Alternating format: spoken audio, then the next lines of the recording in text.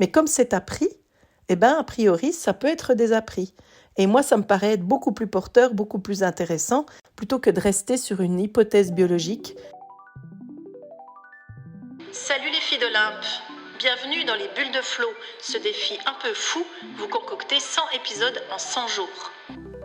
Chaque bulle sera une respiration, une histoire ou un défi pour éclairer autrement nos différences, nos ressemblances et nos fameux possibles.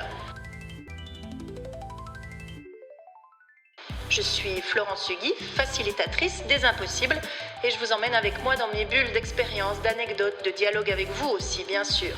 Allez, on respire et on s'envole.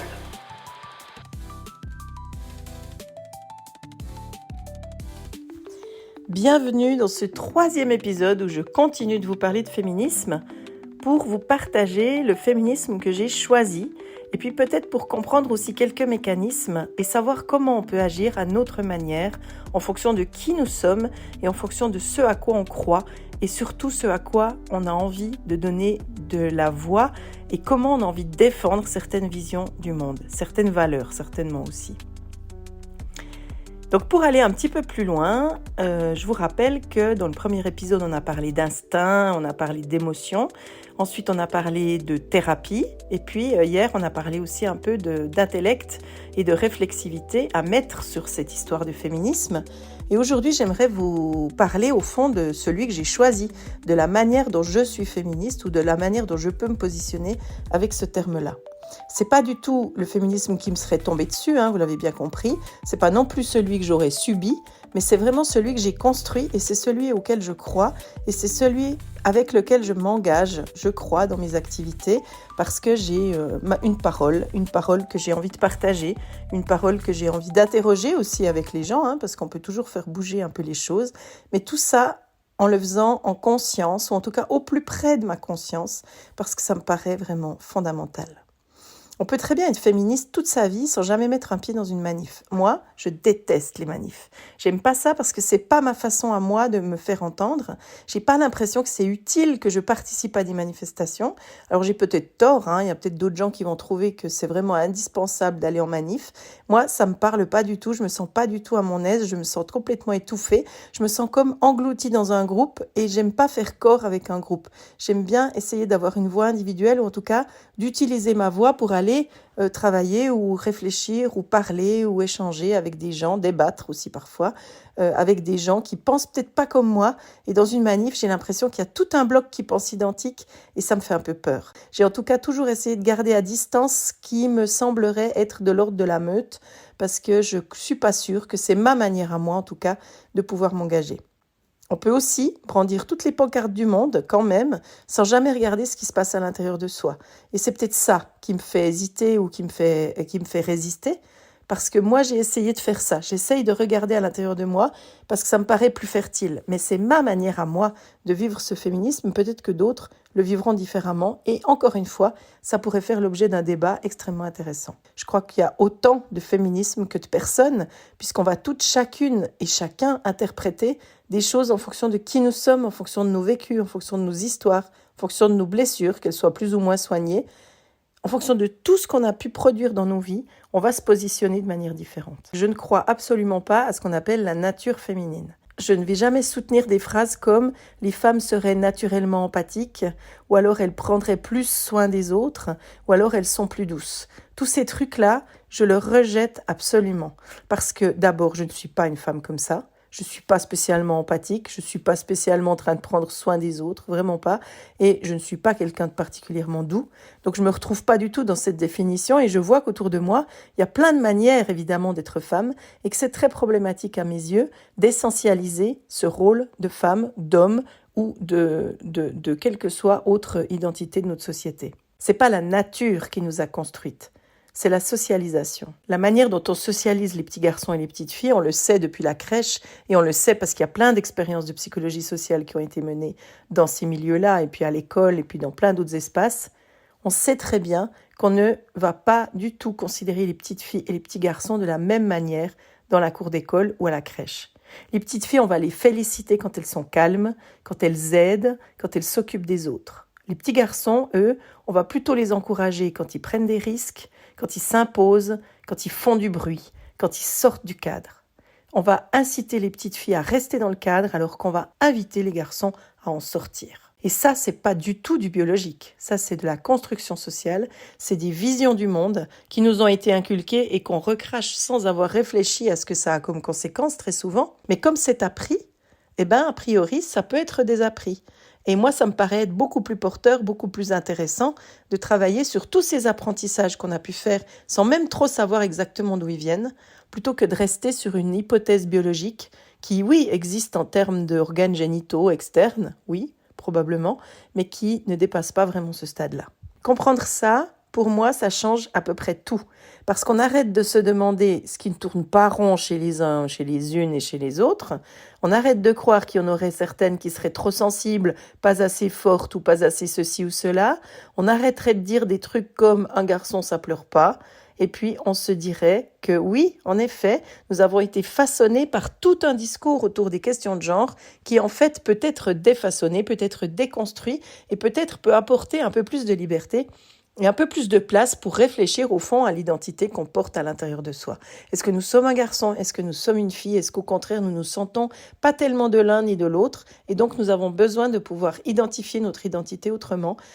C'est hyper important, me semble-t-il, que la société puisse offrir cette possibilité et qu'il soit possible, en tout cas, d'interroger ces rôles de genre tels qu'ils nous ont été assignés. Si je le fais vraiment de manière extrêmement légère, le constructivisme, ça dirait quelque chose en gros comme le genre, c'est une construction sociale et donc si c'est une construction sociale, ça peut se changer. Ça peut en tout cas s'interroger, ça peut se déconstruire comme je l'ai dit tout à l'heure.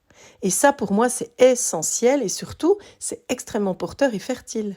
Parce qu'on va pouvoir remettre en question toute une série de normes qui nous sont inculquées comme des vérités absolues, mais qui ne le sont pas forcément. Ça veut dire que non, cette norme-là, elle n'est pas pour moi. Ça veut dire ça, je suis d'accord de le garder parce que ça me correspond. Ça, je vais le réécrire différemment parce que ça me paraît juste de le réécrire. Ça, c'est une injonction, c'est pas une vérité. Enfin, ça nous permet en tout cas de passer toutes ces injonctions, toutes ces visions de la société au crible de notre propre regard et de nos propres valeurs pour trouver comment on a envie de faire société, comment on a envie de s'intégrer dans ce système et d'y trouver une place en étant nous-mêmes et en étant identifiés en termes d'identité de genre. Si je donne un exemple concret, on parle beaucoup de charge mentale et on peut dire de la charge mentale que c'est du genre qui est complètement construit. C'est pas un talent féminin pour penser à tout. C'est une sorte de compétence qui a été imposée aux femmes par des siècles de répartition sexuée des tâches, qui fait qu'aujourd'hui encore, c'est elles qui portent cette fameuse charge mentale. Et ça, c'est pas du tout de la construction, c'est pas du tout de l'inné, c'est pas du tout du biologique. C'est quelque chose qui a été totalement construit et qui donc peut être modifié. Quand on sait ça, on arrête de se sentir nul parce qu'on ne sait pas planifier les repas. Alors pardon, moi je ne saurais jamais planifier des repas, on est bien d'accord. Et c'est même une volonté de ne pas savoir le faire. On ne sait pas non plus organiser une maison, être la secrétaire invisible du couple, tous ces trucs-là. Enfin, moi, je ne sais même pas de quoi on parle quand on parle de ça. Pour moi, il y a toujours eu une règle qui a prévalu dans tous mes couples. C'est notamment par rapport aux questions de nettoyage, aux questions de ménage. C'est le premier qui craque fait le ménage. Et je peux vous dire un truc, ça n'a jamais été moi, jamais. J'ai eu que des partenaires qui se sont retrouvés à faire le ménage parce que moi je le fais pas. Je le fais pas parce que je suis une femme. Alors bien sûr, vous me direz, tu peux peut-être lâcher de temps en temps un peu et puis te détendre. Oui, c'est vrai. Mais il y a des trucs comme ça qui me sont absolument indispensables et importants. Et donc, non, je vais pouvoir faire le ménage à partir du moment où on décide qu'on le fait ensemble. Aucun problème. Mais je ne vais certainement pas commencer de nettoyer les tasses sales que des hommes avec qui je vivrais auraient laissé traîner. Ça, certainement jamais. Alors c'est drôle parce que je vous dis ça comme si j'étais hyper radicale et que je lâchais rien. Puis en fait, je ne me sens pas du tout militante. Pas du tout. Je fais pas d'action visible, je suis pas de la grève féministe. J'ai choisi même au moment de la grève féministe en 2019 de me détacher de ces questions-là, de prendre de la distance et de m'occuper d'autres choses professionnellement parce que je me sentais pas du tout à l'aise dans ce mouvement. Je me sens pas du tout à ma place dans la grève. Il y a quelque chose qui pour moi est trop justement militant et radical. Je partage les idées sur le principe et je vais jamais les combattre parce que je suis complètement alignée à ça.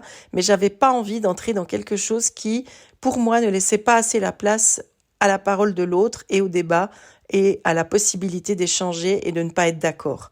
Et pour moi, c'est un fondamental absolu de pouvoir permettre de faire que les personnes puissent échanger, débattre et ne pas être d'accord, quitte à le faire de manière musclée. J'ai pas de problème avec ça. Je pense juste que le problème que j'ai, c'est plutôt quand on peut pas le faire et quand il y a plus d'espace pour ça.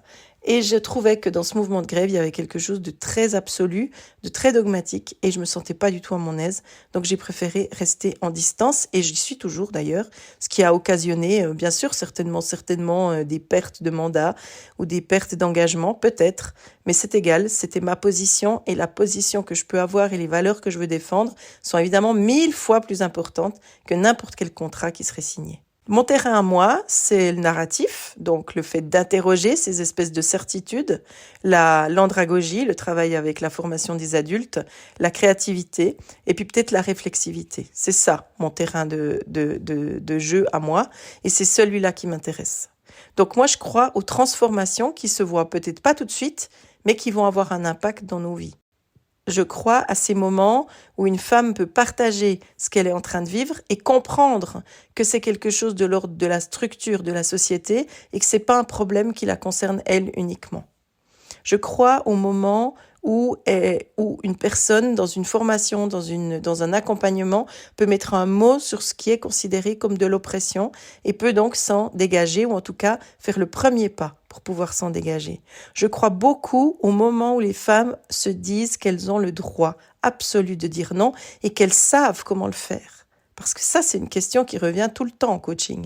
Comment fait-on pour dire non ? Ça, c'est des choses auxquelles je crois beaucoup et sur lesquelles je table beaucoup de choses dans mes accompagnements. Bien sûr que si on sait dire non, on sait dire oui. Mais la question, c'est comment on le fait en conscience. Et puis, je crois aussi beaucoup qu'il est très important de savoir soit écrire son histoire ou même la réécrire plutôt que la subir. Et que l'objectif ultime que j'ai dans mes accompagnements, c'est le fait que les personnes puissent être de plus en plus autonomes, de plus en plus alignées avec la vision du monde qu'elles ont envie d'avoir, et puis qu'elles ne soient pas opprimées, oppressées, empêchées, freinées par des raisons qui n'auraient pas de sens ou qui n'auraient pas lieu d'être. C'est une forme de militantisme aussi, mais elle ne se passe pas dans une manif. Elle se passe tout à fait différemment et pour moi, c'est absolument important de la poser de cette façon-là. Je vous propose de continuer d'y réfléchir, ensemble ou pas ensemble, parce que je vous le rappelle, on ne naît pas libre, mais on peut le devenir à coups de mots, à coups d'actes et à coups d'audace. Merci infiniment de m'avoir écouté jusqu'au bout. Je vous donne rendez-vous demain pour notre prochaine bulle.